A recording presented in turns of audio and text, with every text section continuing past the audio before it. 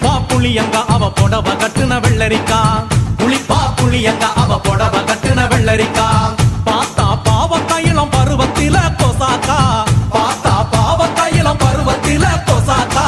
சோக்கா நடக்கும் போது சுத்த வேணும் பூசணிக்கா ஆத்தா கண்டெடுத்த அழகான ஜாதிக்கா புளிப்பா புளியங்க அவ புடவ கட்டுன வெள்ளரிக்கா புளிப்பா புளியங்க அவ புடவ கட்டுன வெள்ளரிக்கா